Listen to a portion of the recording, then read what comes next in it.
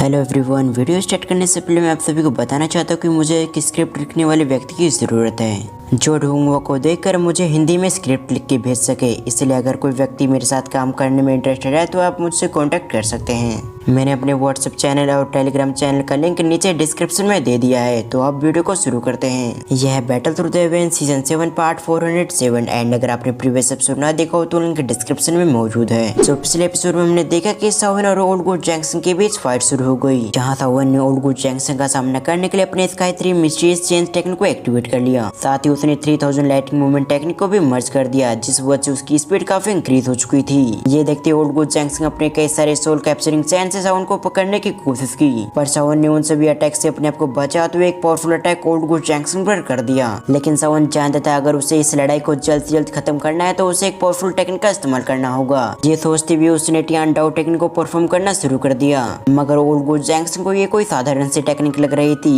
इसीलिए उसने अपनी सबसे पावरफुल टेक्निक का इस्तेमाल करते हुए सावन को मारने की कोशिश की, पर अब तक सावन ने भी अपनी टेक्निक को रेडी कर लिया, जिसने एक ही बार में ओल्ड गुड जैंक्सन के अटैक को कंज्यूम कर लिया, जिससे ओल्ड गुड जैंक्सन शॉक्ड हो गया था। लेकिन जल्दी उसे एहसास हो गया कि सिचुएशन अब उसके हाथों से निकल चुकी है। ये महसूस करते उसने 90 अंजुन को आवाज देना शुरू कर दिया। दूसरी तरफ 90 अंजुन के बारे में सुनने के बाद सावन ने अपनी टेक्निक की पावर को और भी इंक्रीज कर दिया, क्योंकि आज उसे हर हाल में ओल्ड गुड जैंक्सन को मारना था। पर कुछ ऐसा होता उससे पहले उस जगह पर एक लिक्विड जैसी चीज आ गई थी। तो अब आ गए एपिसोड की शुरुआत में हम उसी लिक्विड को देखते हैं जो धीरे धीरे करके एक जगह इकट्ठी होने लगी। तभी एक लेडी की आवाज आती है जो ओल्ड गुड जैंक्सन से कहती है, इस लड़की ने तुम्हारी ऐसी कंडीशन कर दी कि अपनी जान बचाने के लिए तुम्हें मुझे बुलाना पड़ा। सच में कितनी शर्म की बात है, तुम बिल्कुल भी एक टियानजुन कहलाने का लायक नहीं हो। दूसरी तरफ हम ओल्ड गुड जैंक्सन को देखते हैं जिसने अपनी पूरी बेइज्जती को सह लिया था। साथ ही इस बात को इग्नोर करते हुए कहता है, लेडी टियानजुन मुझे बचा लो, नहीं तो मैं मारा जाऊंगा। दूसरी तरफ हम उन लिक्विड को देखते हैं जो एक लेडी के शेप में कन्वर्ट हो गई थी, और अगली पल वो साउंड की ओर देखते हुए कहती है, टियान डाउ टेक्निक। उसके बाद वो ओल्ड गुड जैंक्सन की ओर देखती है, जहाँ ओल्ड गुड जैंक्सन उस ब्लैक होल की ओर जा रहा था। ये देखते हुए अपनी जगह से डिसअपीयर होते हुए ओल्ड गुड जैंक्सन को पकड़ लेती है। जब ये चीज सावन देखता है तो वो समझ चुका था कि लेडी टियानजुन ओल्ड गुड जैंक्सन को बचाना चाहती है। ये थॉट आते ही सावन अपनी दिक्कत को टियान डाउटिंग के अंदर डालने लगा, जिससे उस ब्लैक होल की पावर और भी बढ़ने लगी, जिस वजह से ओल्ड गुड जैंक्सन की टांगे ब्लैक होल के अंदर चली जाती है। और ऐसा होते ओल्ड गुड जैंक्सन काफी तेज से चिल्लाने लगा,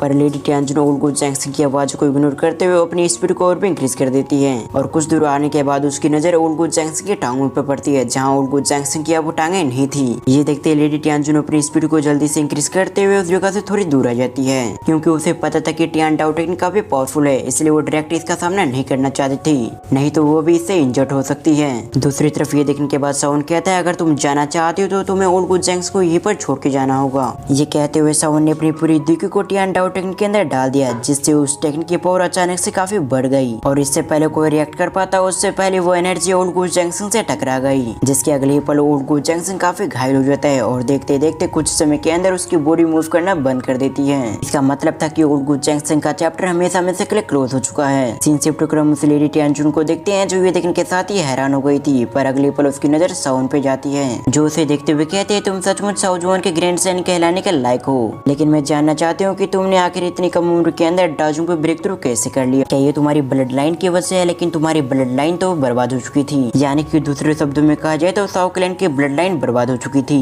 क्योंकि साउ क्लैन की ब्लड लाइन पहले जितने प्योर नहीं रहा था। ये कहते हुए साउन की ओर देखने लगी, पर साउन उसकी बातों को कोई रिप्लाई नहीं देता और उसे देखता रहता है। साथ ही वो अपने मन में कहता है, इस लेडी टियानजुन की पावर लगभग 7 या 8 डाउजुन की होनी चाहिए, और इतनी पावर तो उस एंशिएंट वाइट ड्रैगन के पास भी था। ये सोचते हुए साउन परेशान हो चुका, क्योंकि भले ही साउन पहले से काफी पावरफुल हो चुका हो, मगर फिर भी करंट सिचुएशन के हिसाब से वो अभी भी इसका मुकाबला नहीं कर सकता था। दूसरी तरफ 90 अंजुन अपने मन में कहती है, इस लड़की की पावर इसकी ब्लड लाइन की वजह से नहीं बढ़ी है, क्योंकि साउकिलैंड की ब्लड लाइन तो कब की बर्बाद हो चुकी है। और कुछ शब्द सावन ने भी सुन लिए थे, मगर सावन को अपनी ब्लड लाइन के बारे में ज्यादा जानकारी नहीं थी कि आखिर उसकी ब्लड लाइन कैसे काम करती है और उसकी क्या पावर है। इधर 90 अंजुन सावन की ओर देखते हुए कहती है, लगता है तुम्हें अपनी ब्लड लाइन के बारे में ज्यादा जानकारी नहीं है, पर जैसे ही मैं तुम्हें कैप्चर करके होरोप्सोल ले जाऊंगी तब मैं उस जगह पर किसी को भेज दूंगी जो तुम्हारे ब्लड लाइन के बारे में अच्छे से बता देगा। ये कहते हुए 90 अंजुन ओल्ड गुड जैंक्सन की बॉडी की ओर देखती है, जिसकी कहानी हमेशा हमेशा के लिए खत्म हो चुकी थी। उसे देखते हुए वो अपनी पावर को एक्टिवेट कर लेती है, जिस वजह से एक लिक्विड ने ओल्ड गुड जैंक्सन की बॉडी को कवर कर लिया और अगले पल उसकी बॉडी ब्लास्ट हो जाती है। ये करने के बाद 90 अंजुन सावन से कहती है ओल्ड गोस्ट यंगसिंग ने लगातार कुछ मिशन को फेल किया था, इसकी पनिशमेंट हमारा होल ऑफ सोल उसे जरूर देता,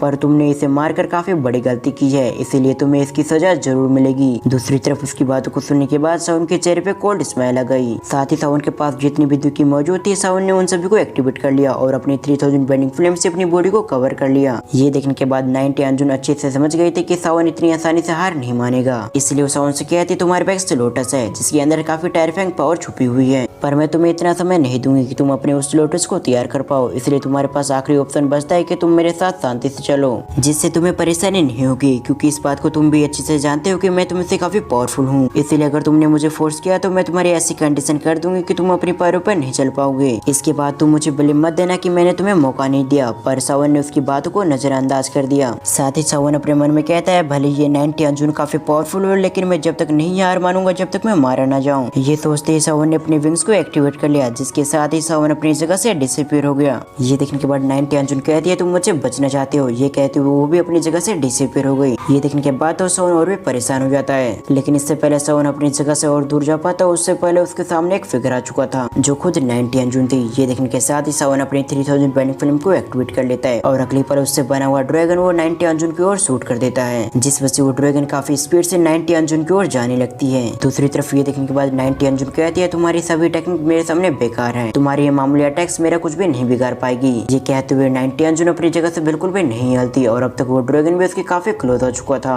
और अगले पल 90 अंजुन काफी आसानी से साउंड के अटैक को डिस्ट्रॉय कर देती है और अगले पल वो अपनी जगह से डिसअपीयर होते हुए साउंड के सामने आ गई। इससे पहले साउंड कुछ समझ पाता, उससे पहले वो 90 अंजुन उस पर अटैक कर देती है और ये अटैक 90 अंजुन ने इतनी फास्ट तरीके से किया था कि साउंड कुछ भी रिएक्ट नहीं कर पाया और उसके कुछ सोचने समझने से पहले वो उस अटैक से हिट हो गया और इस अटैक के इम्पैक्ट से साउंड एक पहाड़ से हिट हो जाता है, जिस वजह से उसके मुंह से ब्लीडिंग होने लगती है। ये देखने के बाद तो साउंड शॉक्ड हो गया था, साथ ही वो 90 अंजुन की स्पीड के बारे में सोचने लगता है और साथ ही वो अपने मन में कहता है मैं इसके पहले अटैक को भी नहीं झेल पाया, सच में ये 90 अंजुन काफी पावरफुल है। ये सोचते हुए साउंड और भी परेशान हो चुका था, पर इससे पहले साउंड और भी परेशान हो पाता, उससे पहले उस जगह पर एक फिगर आ चुका था जो आगे बढ़ते हुए साउंड से कहती है अब मैं तुम्हें अपने साथ होल ऑफ सोल ले जाऊंगी, मैं भी देखना चाहती हूँ आखिर तुम्हें बचाने के लिए कौन आएगा। ये कहने के साथ ही 90 अंजुन साउंड को पकड़ने के लिए उसकी ओर जाने लगती है। ये देखने के बाद साउंड समझ चुका था कि अब उसे फोर्सफुली अपनी पावर को बढ़ाना होगा, जिसके बाद वो शायद मारा भी जा सकता था। ये सोचते हुए साउंड अपनी पावर को एक्टिवेट करने वाला था, पर उससे पहले उस जगह पर एक फिगर आ जाता है और ये फिगर किसी ओल्ड मैन की थी जिसने साउंड को ऐसा करने से रोक दिया था।